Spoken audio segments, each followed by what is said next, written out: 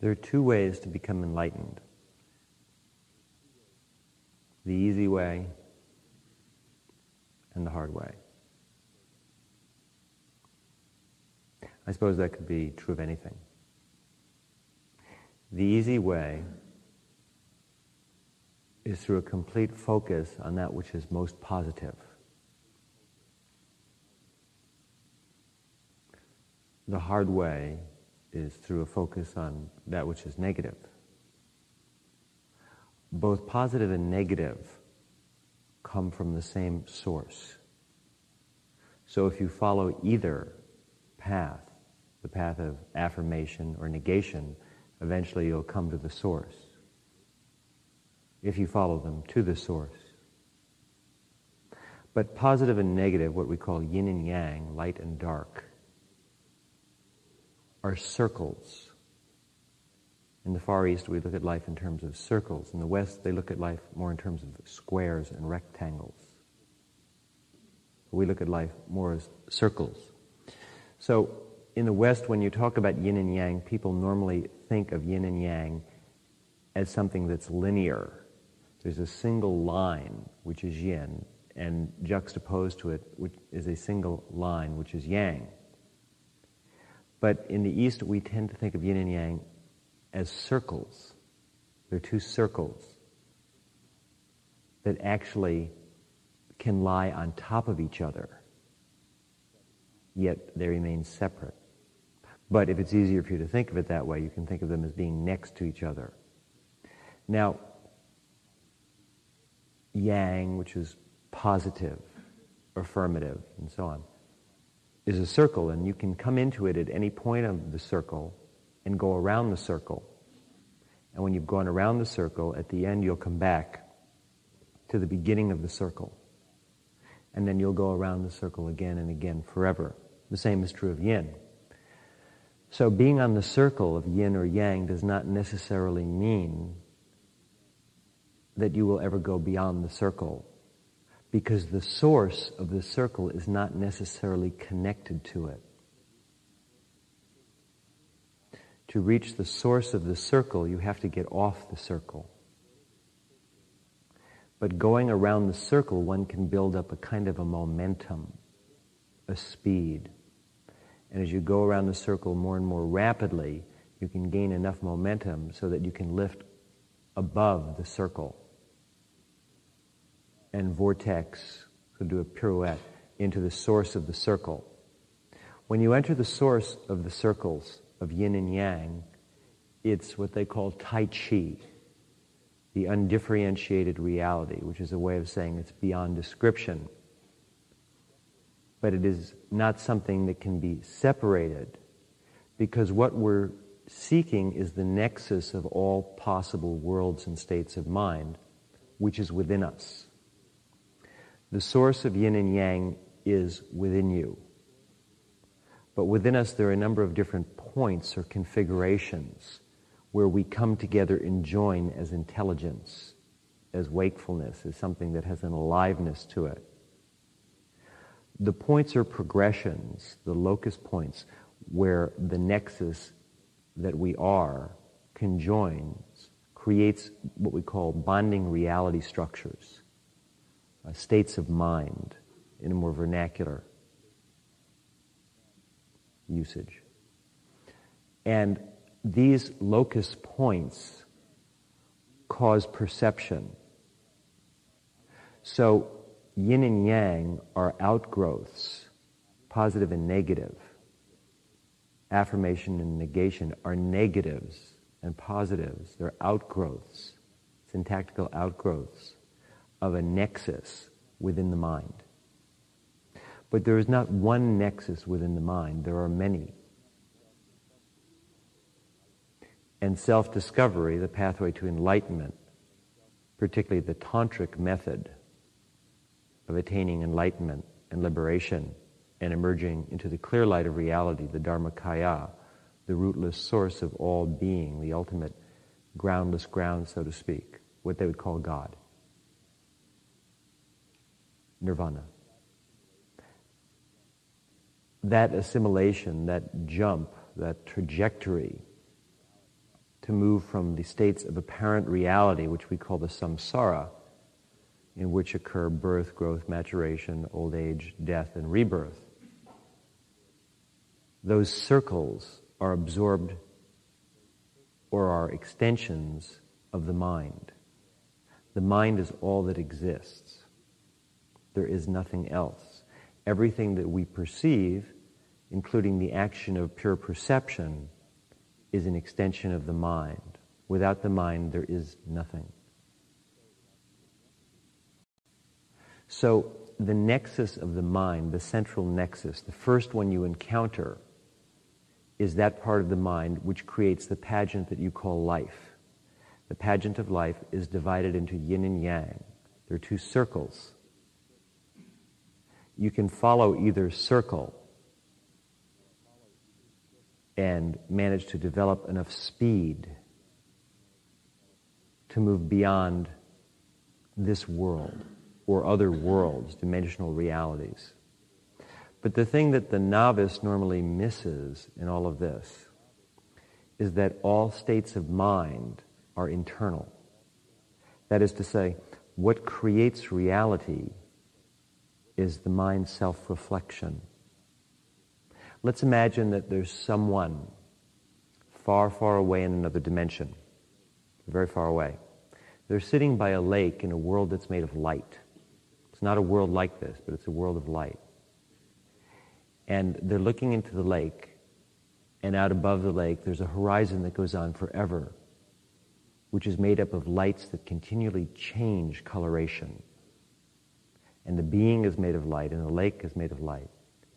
Yet the lights are variegated and seem to have a slightly different density in that they resonate at different frequencies. So, as the being is sitting by the lake looking into it, they see a reflection. They see their eyes and their face, which is also light. And the light is moving. The light of the lake is moving. The light of the being is moving. The light circulates and shifts and changes hue and vibration. And as they look into that lake and they look into their eyes, they see a world very far away, maybe this world. And they see a person in that world, maybe you. And maybe they're inside that person living a life, experiencing a world for a while. But where are they really? They're looking at a lake of light, which is an extension of their mind, which shifts and changes, has different hues. Reality is perception. And within the mind, there's a lake which contains everything. All possible realities, all possible universes, all possible perceptions. Not just of external things, but of oneself. As oneself as a god or a goddess, as oneself as an ant, as oneself as a reality, as oneself as nirvana. All things exist in this lake. And as we stare into it, we tend to focus on something. We tend to select something without thought. We're looking into the lake. But something will kind of solidify in front of our eyes. For a moment, the color combinations will join or bond in a certain way. And at that moment, if we're distracted from the continual flow of perfect mind that we're in, suddenly everything configures, everything solidifies. Suddenly a shape appears at a flux. Suddenly a world appears. Karmas appear, past, futures, presents, time structures. Yin and yang appear. In other words, there wasn't a single day in which the world was created. It's created anew at every moment.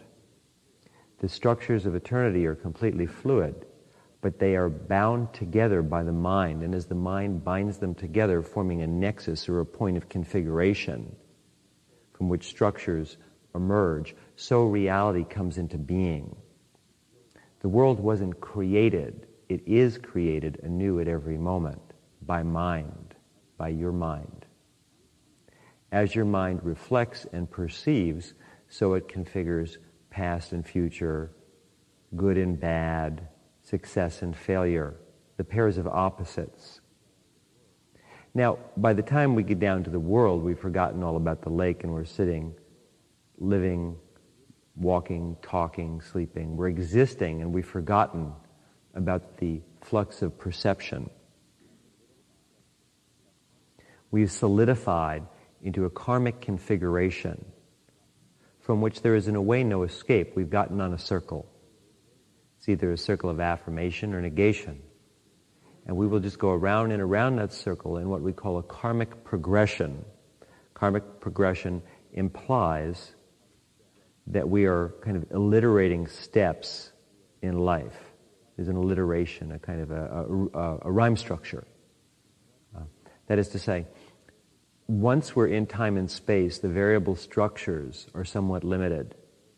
Once we've conceived of time and space, once we've accepted or endorsed their existence, then that implies that there is a structural order to bonding realities. For example, a map. If we take a map of the United States, we can see north, south, east, and west. We can see Maine and California, Wisconsin, Florida. And there's a sense of order to that map. There's direction. Places have names. There may be highways, mountains, cities. Looking at a map, we accept that reality exists in a certain defined way. We are admitting that what we are seeing is not just a fluid mass of moving, changing light, which does not have any particular definition or any particular structure, which is always in flux. Rather, we are giving a solidity to reality. We're admitting that there's a solidity. But in other states of perception, there may be no north, south, east, or west. If one is enlightened, one does not perceive life with north, south, east, and west. There is no California, there is no New York. In a higher bonding state of attention, everything is fluid light. And the way that you perceive life, the way most people perceive life, doesn't exist. It's not there. The structures become fluid. The ice that's frozen on the pond that's been there all winter has created a place for people to skate, a landscape, something that we drive by in the car every day and we see. Suddenly, spring comes and all that ice goes away. And there's water which has no definite shape. It looks like it has a shape, visually. But if we go over there, the water's in constant movement. The particles of the water are constantly combining with other particles of water. It is not solid. We pick it up and it slides through our fingers. That's what life is. It's not solid. But at times it appears to be solid. And it is that appearance of solidity that creates reality on basic levels, on sensorial levels, basic mental levels. The process of meditation, the action of what we call the Tantric path to enlightenment, is melting the ice. It is assumed right now that your entire world is frozen. The ice is very solid. It's very thick, which is your life, your mind, the way you perceive things. But through raising what we call the Kundalini energy, which is a very hot energy, which exists in a part of the mind, by raising that energy, we raise the temperature and we melt, sometimes just a little, sometimes a great deal, the ice that is the solidification of life as we perceive it. The primary solidification, of course, is always a self-objectification. That is to say, we perceive the solidification as the world around us, which appears to be relatively solid. But that solidification is just really a reflection of the solidification of one's sense of self. So what we're seeking to do is not really melt the map of America. We're seeking to melt the self, the solid form that we consider ourselves to be, which is relatively unchanging by the sense that it is a solid self. I have been thus and such a person, I was born this way, or I grew up this way, I am this way. I can make minor modifications, perhaps change a few habits, even though that's somewhat challenging. But to take me as a structural being and melt myself down. The only time that happens that we know of is in death. At death, we all accept that the self ceases to exist. There are various theories that maybe the self continues on in another life, in another body, in another plane of consciousness, a heaven, a hell, something like that. But I think everyone would realize, or everyone can kind of feel or construe, that after death, the self would not exactly be the same even if it did continue on. The perceptual body that you are at the time of death ceases to be. It is not structured quite so tightly. So what someone does who seeks enlightenment, deeper, clarified awareness, a finer way of perceiving life, what they're seeking to do is melt the self. This is not done in one fiery blast. It's done very gradually, a little at a time. And as we melt the self, we then, after it melts a little bit, we allow it to solidify, and it solidifies in new patterns. What we're seeking to do is become transparent, sort of a transparent window on reality. But that takes time to do. We're starting with a very solid, objectified view of ourselves and existence. So to change that around, it's necessary to gradually loosen up the glue that binds the self together. I suppose you could say you become unglued, right? But each time we loosen the glue, we only loosen it a little bit, and then we allow the self to come together again in a new structure, just as it did at birth. Now, what makes all this work is velocity. That is to say, in other words, the theory of personality transmutation is that the self follows as an aggregate. It's a series of formations that has a karma to it. It's going around a circle. There's a pattern to it. Just like the DNA causes a growth structure pattern, so that you start out at a certain size, you grow larger, and there's an orderly pattern, there's a progression that's implicit in the DNA, which the coding of the DNA causes the body to develop in specific ways. So the self, too, has some kind of, something like, it's like a DNA. We call it the causal body. Okay? There's a part of us that has a coding, and that coding follows a progression just as the growth of the body does. So the progression of the self is implicit in its own structures. But normally, those structures only change at the time of death. So if we think of each death and each rebirth in a series of lifetimes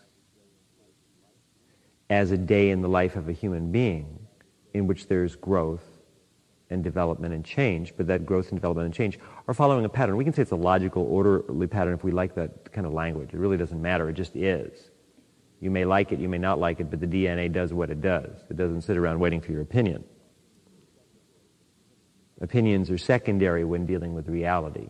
They're subjective reflections, but they don't change the DNA unless you get into the DNA and change it, which can be done. But who's changing the DNA? You know, it's the whole thing. Is it the DNA through the person who's changing the DNA that's changing the DNA, in which case the DNA is not changing it? You know what I mean? You should go around one of those circles. Now, obviously, God is changing the DNA through God, as God, for God, by God, you know, all that sort of stuff. See what I mean? So in self-discovery, what one does is the way you change is simply by liquefying the self. It's not necessary to know how to get to the next structure. It's implicit in the self that the self will automatically evolve if you can dissolve it.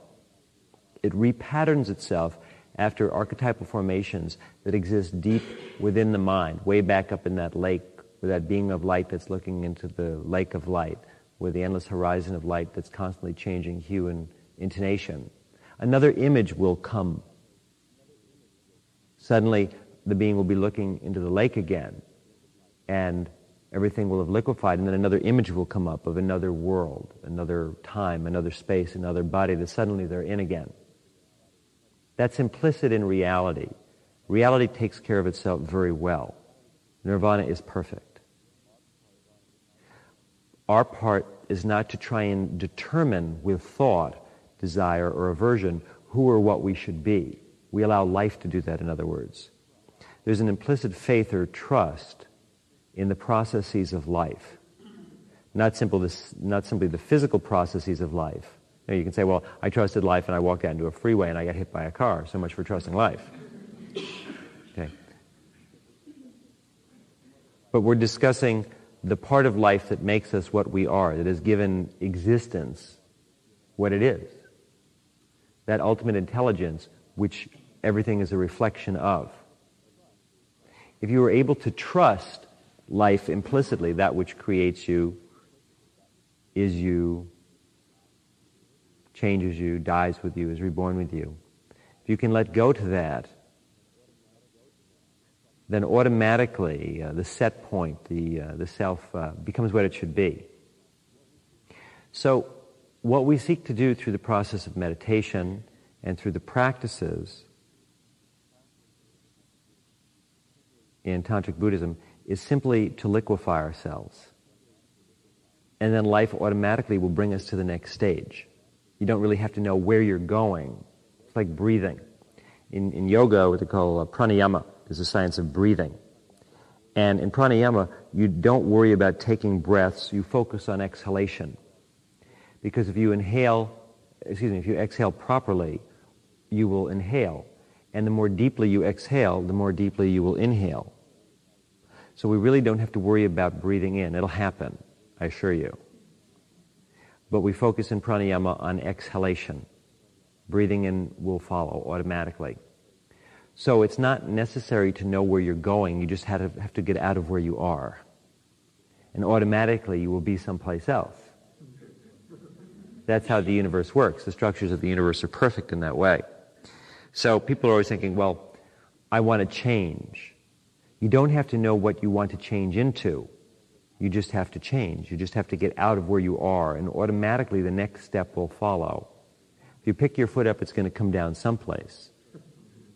You follow? Even if it's going to be the same place, but it won't really be the same place. It'll only look the same if you're in a state of mind which is not seeing reality, which is constantly in a state of transmutation. No place is ever the same, because everything is shifting, always. Change is continuous.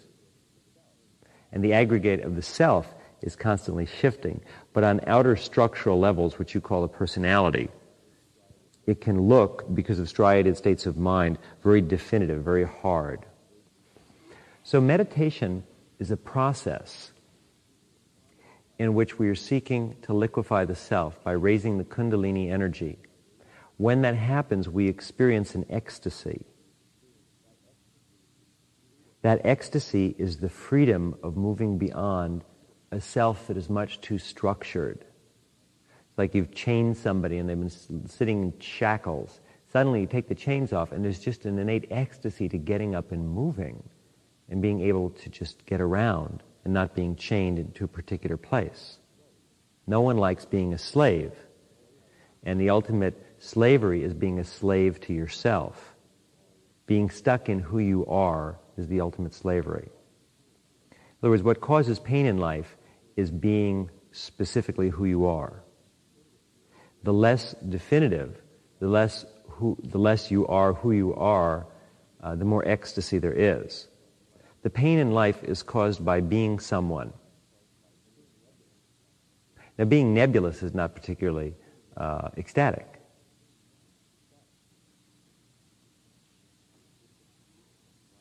It's a condition of light. Hard to explain in words, obviously. It's a condition of light that creates ecstasy.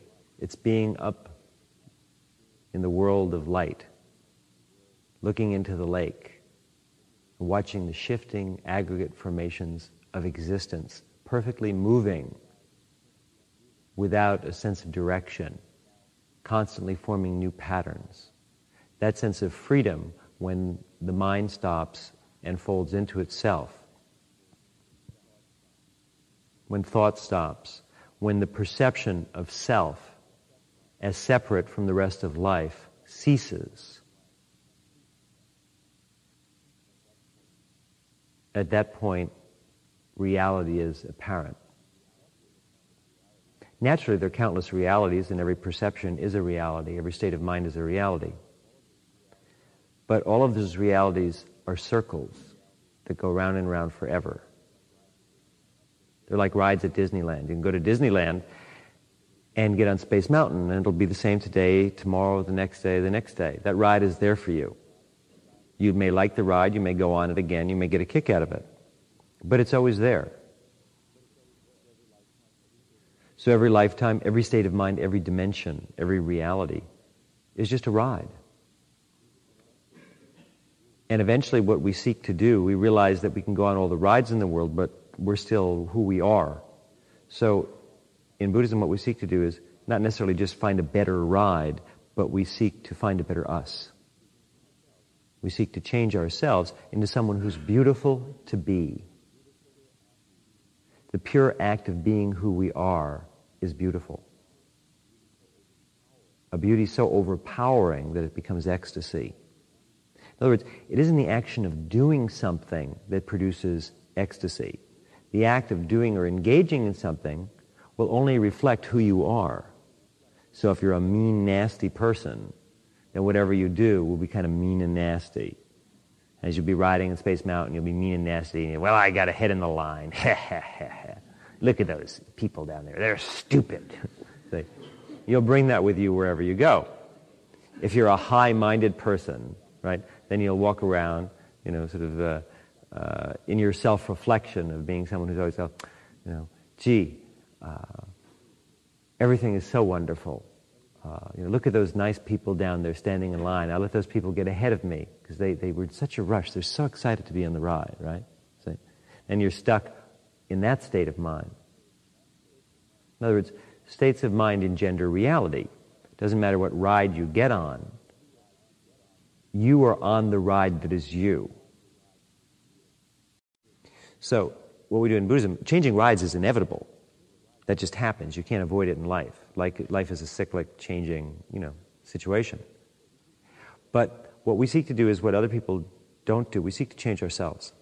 Most people think that if I can simply get a better ride and ride it all the time, everything will be good.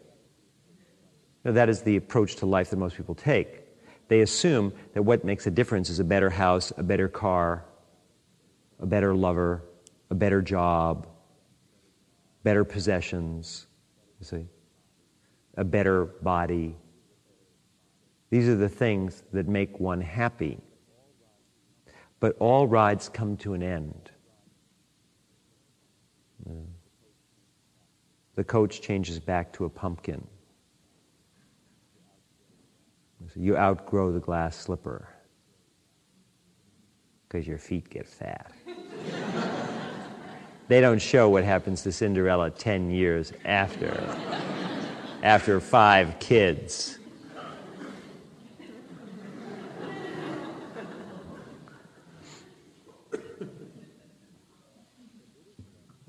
So Buddhism then is the study of changing the self.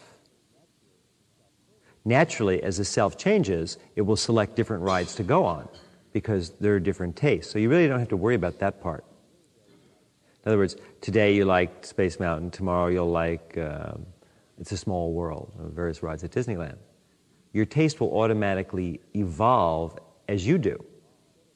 So if instead of putting all your attention into always trying to get a better ride, but instead you put your attention into creating a better you, then whatever ride you go on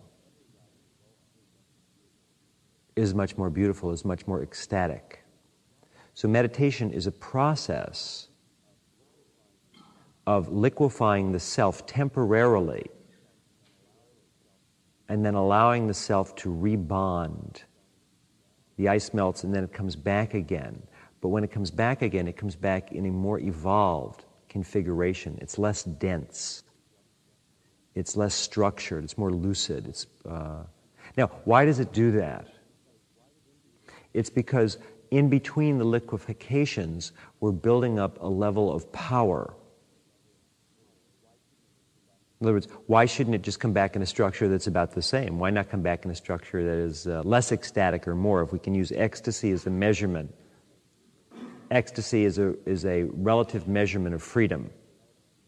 When we're not free, there's no ecstasy. The more free we are, the more ecstasy. We're using gradients of light as a auric measurement, a quantified auric measurement of the ascension of consciousness from the relatively sensorial material perceptions of existence to the more refined spiritual perceptions of existence. And obviously there's a lot more ecstasy in the spirit than in the flesh. Flesh has its moments, but the spirit has a much higher processing rate. The body is very low-level language, machine language. The language of the soul, of the mind, is much more evolved. There are many languages.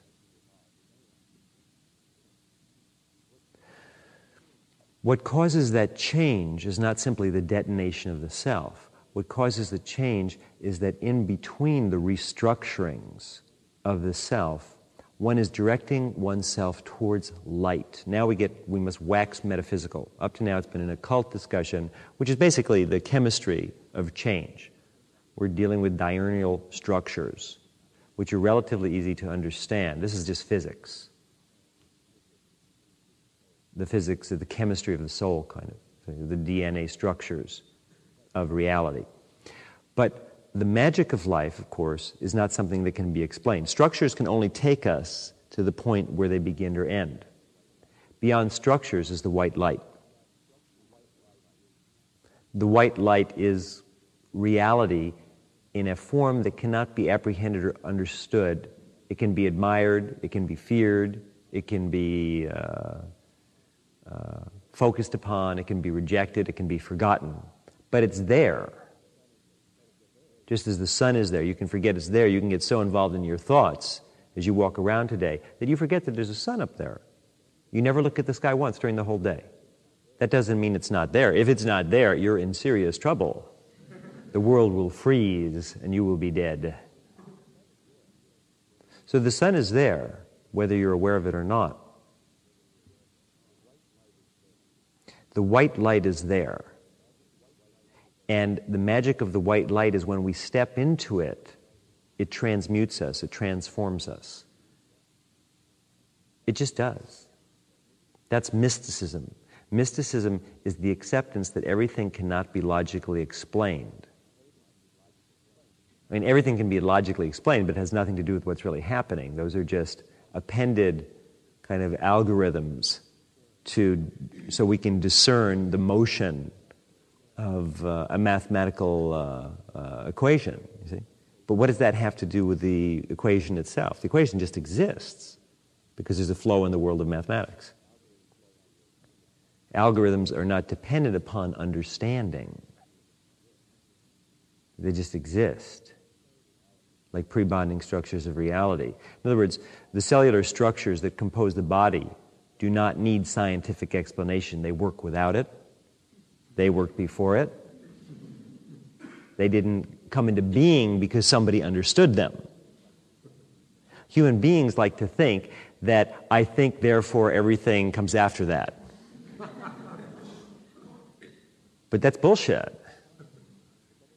That's science. Science is bullshit. Interesting bullshit. No, this is bullshit. Only because there's so much ego correlated to it. The assumption is that, we have discovered the universe. Excuse me. I beg to interject that the universe was there before you discovered it. Your discovery did not give it life.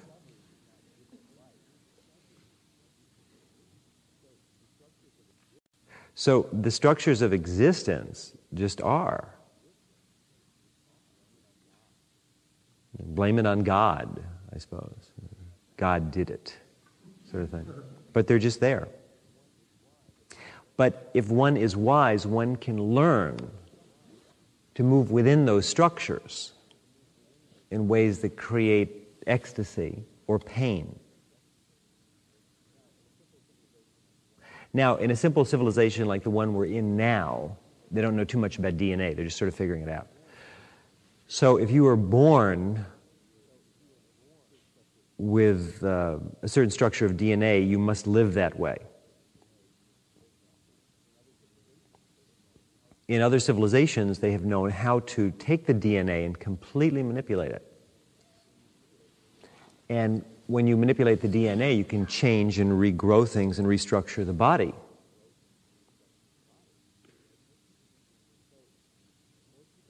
So most people don't know what to do with their minds and their lives. They're kind of stuck in their own DNA. But Buddhists have made a study over thousands and thousands of years of how you can change the structures of the self, how you can manipulate the DNA of being. You can't change the fact that it's there. Everybody has it. But you can cause it to move into new formations.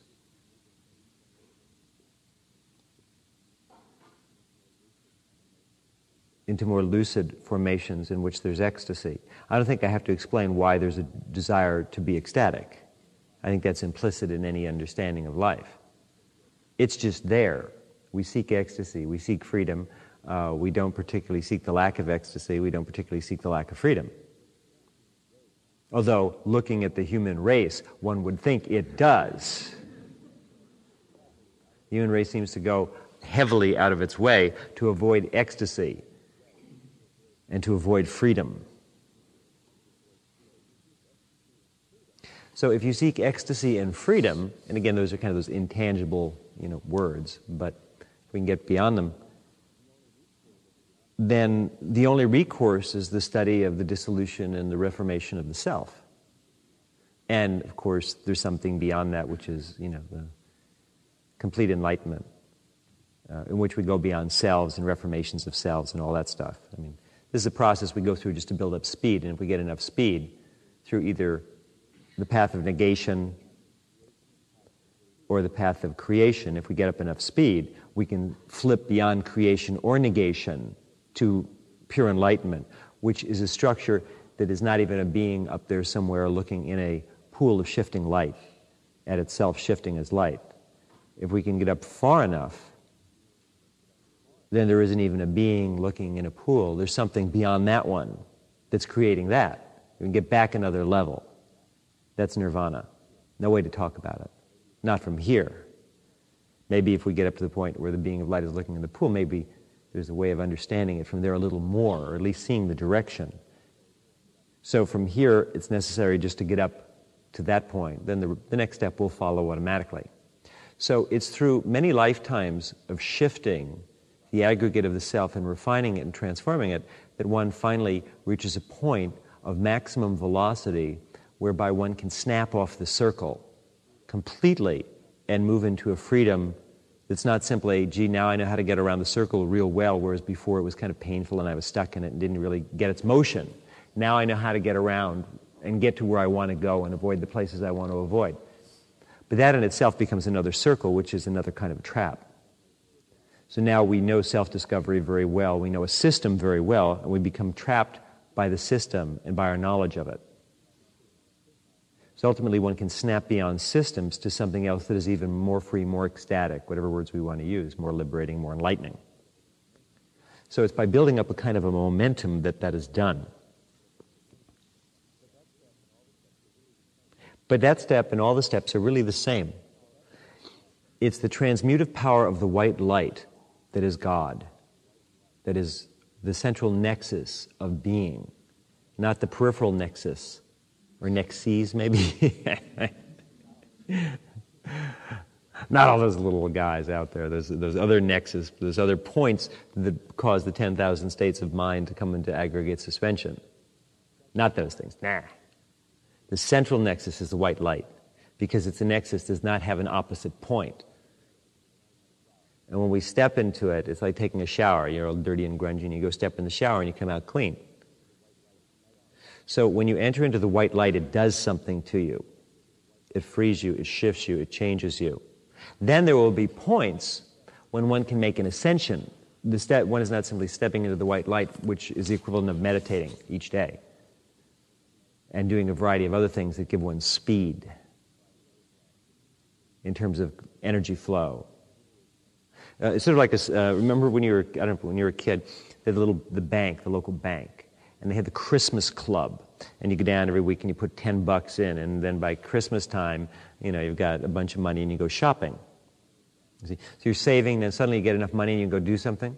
Remember the stamps, the supermarket, and the books you used to paste them in? And you get enough stamps and then you can go get a neat thing, right? But for a while we don't have the neat thing, we only have the apprehension of it, looking at catalogs of neat things. You see? So for a while we just have the licking of stamps and the placing of stamps in booklets and shopping carts. And one day we take them down to the center, that they used to have these little centers where you would bring all your coupons and you would select from wonderful gifts, as was back in the day when they believed America was immortal. And science was all, and we could do no wrong. Products were the ultimate answer to all problems. At General Electric, progress is our most important product. See? Now, who knows what Ronald Reagan had in common with General Electric? Do you know? What? Well, yeah, he was the host on what? GE Theater. That's right. Now there's a nexus for you. And he spun from that to being President of the United States, from being the host of GE Theater. So there must have been a power to it. Sorry. Oh. So all yoga and meditation is essentially the accumulation of coupons. Now this is different than the lottery. The lottery is very different. The lottery has no certainty. Actually, it has a pretty large certainty that you won't win. Because out of millions of tickets, only a few people score. And you could buy those tickets theoretically forever and never score. It's entirely possible. Forget, this chance theorem. There's a chance that you could always buy a ticket forever in eternity and never win. You do realize that. When they say the odds, your odds at winning are 1 out of 2 million. So that means if you buy 2 million tickets, eventually you're going to win. Not true. Not if you know anything about probability factoring. Probability factoring implies that there is absolutely no such thing as probability. There's only luck.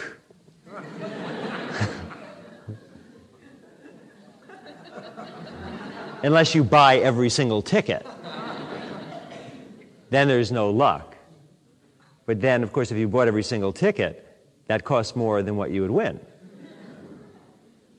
That's a very, very frustrated person who wants to win very badly.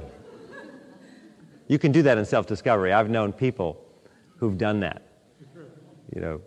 People who finally get so pissed off that they're not enlightened that they just, go to ridiculous extremes after thousands and millions. In other words, the fact that you're reborn does not mean you'll ever become enlightened. There's a theorem you read in some of the Far Eastern spiritual books where they say, well, Sally or Bob, sooner or later, after you go through enough lifetimes, you will become enlightened. Wrong!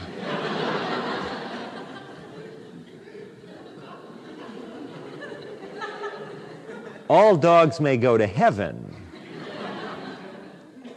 But it's like the lottery. You could buy lottery tickets forever, and it's possible you will never come up with a winning ticket. Obviously, I should not be the spokesperson for the New York State Lottery. They will not hire me, I can tell.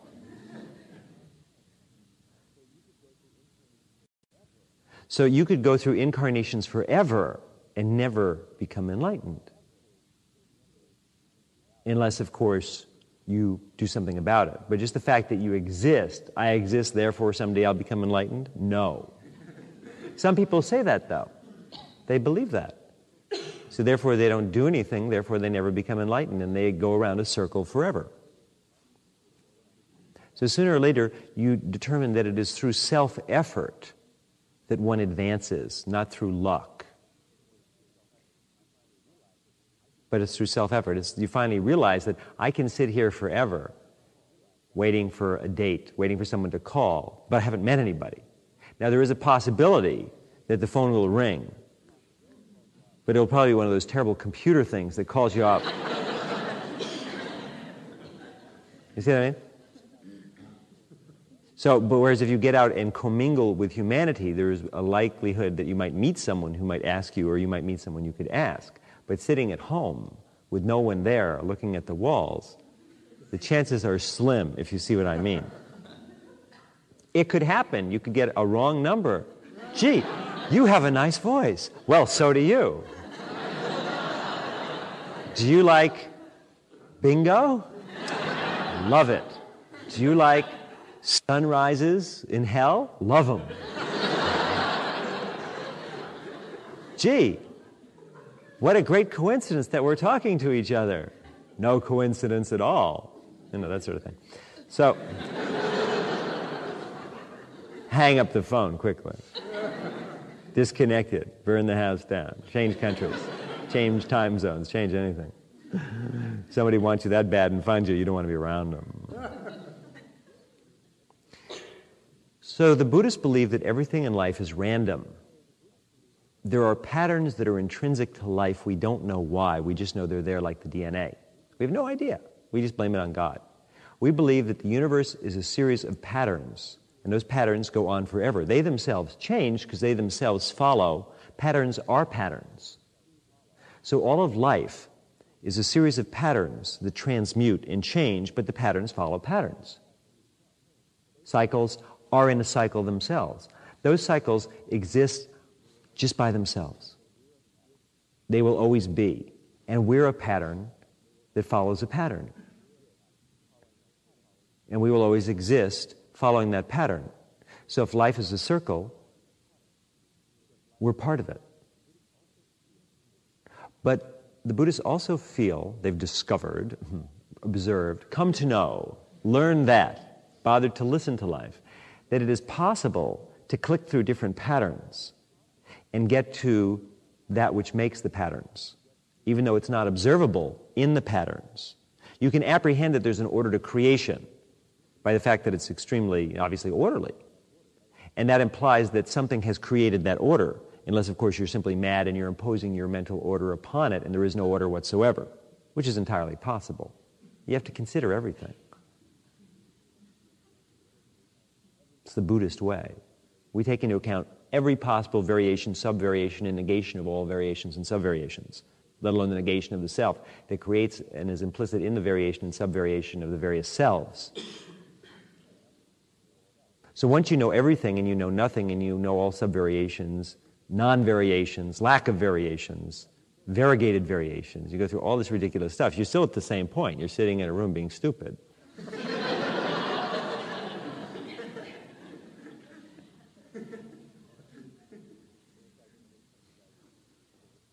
You know, it's like in The Little Prince, the guy goes up to traveling the planets and the guy's counting the stars, right? And he's very busy. Once in a while, one of the stars goes out and it pisses him off and he has to redo all his calculations. Because there's a supernova, you see what I mean?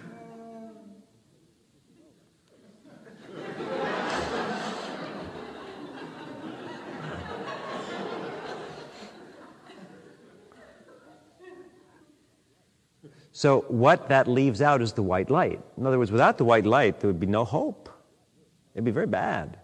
Because you would only exist as a pattern within patterns, bound to a circle forever. Prometheus bound. But the white light is the joker in the deck. It does not have a fixed identity. It creates transmutations that are completely unpredictable, which is what makes it fun, which is why it scares the hell out of most people. So all of meditation in Buddhism has to do with going into the white light. And if you go into the white light, which is a direct formation of God beyond patterns, that white light repatterns you, shifts you, and transmutes you. And you don't have to know how, since God is God, and inherently God therefore does God-like things. You don't have to hassle it. You just have to get there. You get to Hawaii, you go outside, you lie down, you get tan. Don't worry, it is Hawaii's nature to tan one. If you lie in the sun, it will happen. Stay in the sun too long, you burn. You build up to it, see? Or if you just like to be in the sun, you get, of course, total sunblock. That's what most people have. Total enlightenment block. So then, you can follow the path of negation or the path of affirmation. I'll talk about the path of negation and affirmation another time. They're two different paths. One is the easy way, one is the hard way. But either way can take you into the white light. In the West, they are only aware of the path of affirmation. In the East, we also have the path of negation. In the West, the very concept of the path of negation taking you into the light doesn't exist. Here they believe that only through affirmation can one enter into the light. Negation, they think, is the opposite of the light. The light does not have an opposite. That's why it's the light. If it had an opposite, it couldn't be the light. Darkness is not the opposite of the light. The light that I'm talking about, which is why we usually call it the clear light. I'm using white light because it's easier for Westerners. When we call it the clear light, and the clear light cannot have an opposite. White light can have an opposite. Dark light.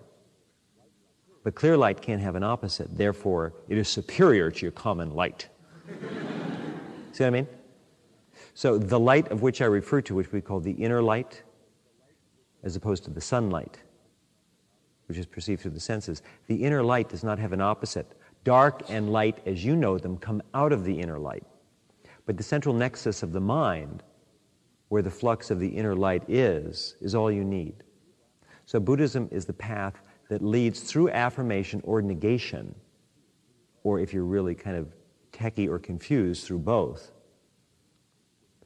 to the clear light. Once you get in the clear light, you get in the shower, you'll get washed off. You get remade, you get reborn, transmuted, purified. And if that happens enough times in enough ways, you build up enough momentum to blast off the circle completely and go into that clear light so totally that you become it. Oh, there's no way to explain it, in other words. There's something else beyond that. Existence doesn't end with nirvana. It just... no words.